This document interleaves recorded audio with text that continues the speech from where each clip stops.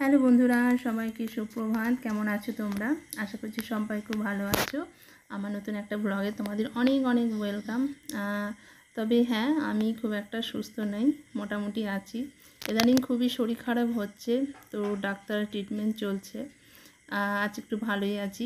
তো তোমরা জানো আগের দিন আমাদের আরুষোনার বার্থডে গেল, আর তারপর দিন তো বাড়িতে যারা গেস্ট ছিল, মানে গেস্ট তো ওর মনিরাই ছিল, তো সবাই চলে গেছে। এখন বাড়ি একদম ফাঁকা। আমাদের আরুষোনা স্কুলও গেছে। আর দেখো, কালকে যে সবগুলো বেঁচে ছিল, আজকে ভাবছি সে সব কিছু রান্না করে দেবো। কারণ ফ্রিজে থাকলে না সেই জিনিসগুলোর টেস্ট একদম নষ্ট হয়ে যায়। তো কালকে অনেকটা রাইস বেঁচে গেছিলো, দেখো। তো সেগুলোই ভাবছি আজকে একটু বানিয়ে নেব। তো দেখো, ফ্রিজে ছিল, ভালোই আছে কালকে যেহেতু। আর এখানে একটু আদা রসুনের পেস্ট আছে। তারপর এখানে একটু খাসির মাংস আছে। আর এখানে দেখো একটু চিকেন আছে। তো এখন আমরা রাইসের জন্য একটু চিকেনটা বানিয়ে নেব। আর বেশি নেইও, আর আমাদের আরুষোনাই বেশি খায়, তো ওই খাবে মোটামুটি। আর মাটনটা তোমাদের দাদা ভাইয়ের জন্য রাতে বানিয়ে দেবো। তো দেখেছো এখানেও অল্প আছে, তো ওর একার জন্য অনেকটাই আছে। আর এখানে দেখো আজকে আমাদের গাছ থেকে একটা কত বড় ডাব পড়েছে। কতদিন ধরে বলছি তোমাদের দাদাভাইকে ডাব পেরে দিচ্ছিল না। তো আজকে পড়লো, কিন্তু দুঃখের বিষয় এই ডাবটাতে আর জল নেই, জল শুকিয়ে গেছে। কত বড় ডাবটা দেখেছো, কী হারে নষ্ট। আর এমনিতেও তো জানোই বাড়ির আম এতদিন খেলাম, তো আম শেষ হয়ে গেছে, এবার আম কিনে খাবার পালা। তবে আমগুলোকে দেখো, আমগুলোর মধ্যে কিন্তু একটু ভক্তি আসবে না। আমগুলোর রঙগুলোই দেখো কেমন লাগছে, একটু কালো কালো।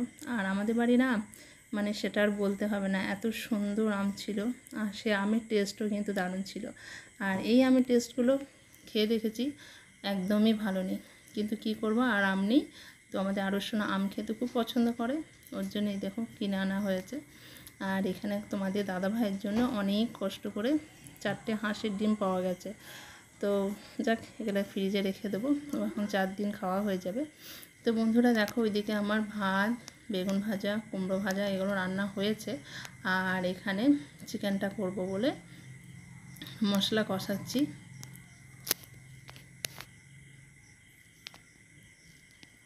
তো এখানে দেখো ভাত এই যে ছড়াতে দিয়েছি মার। আর এখানে আছে তোমার বেগুন ভাজা, আর একটুখানি কুমড়ো ভাজা করলাম। তো যেটুকু ছিল ফ্রিজে, অল্পই ছিল কুমড়ো, সেটাকে রান্না করেছি।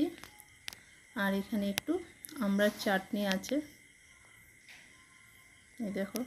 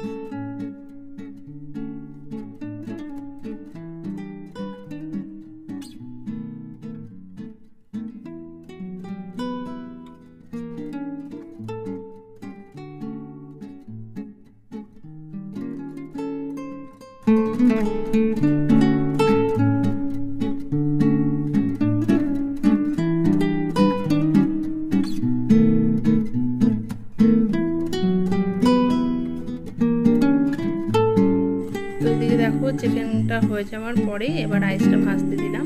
আর অনেকটা রাইস, তোমরা বুঝতে পারছো না বোধহয়, কড়াইটা কিন্তু অনেক বড়। তো সেখানে রাইসটা ভাজছি, আর অনেকটা ছিল, অনেকটা, মানে আমরা দুবেলাতেও খেয়ে শেষ করতে পারলাম না।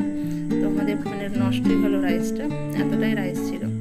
তো যাকে সব জিনিসটা যে মানে ইয়ে হবে তাও নয়, কিছু কিছু কিছু জিনিস নষ্টও হবে। এই দেখো ঝুরঝুরো করে একদম ভেজে নিলাম রাইসটা।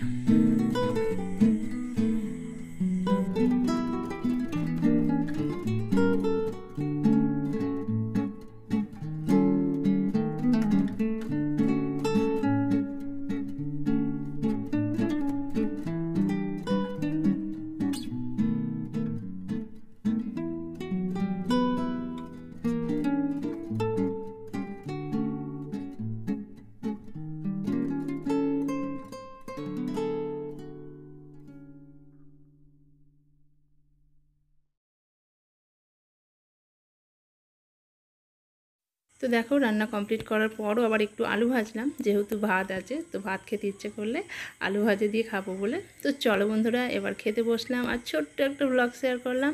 আশা করছি তোমাদের ভালো লেগেছে। ভালো লাগলে অবশ্যই লাইক কমেন্ট করবে। দেখা হবে তোমাদের সঙ্গে পরের একটা নতুন ব্লগে। সবাই খুব ভালো থেকো, সুস্থ থেকো।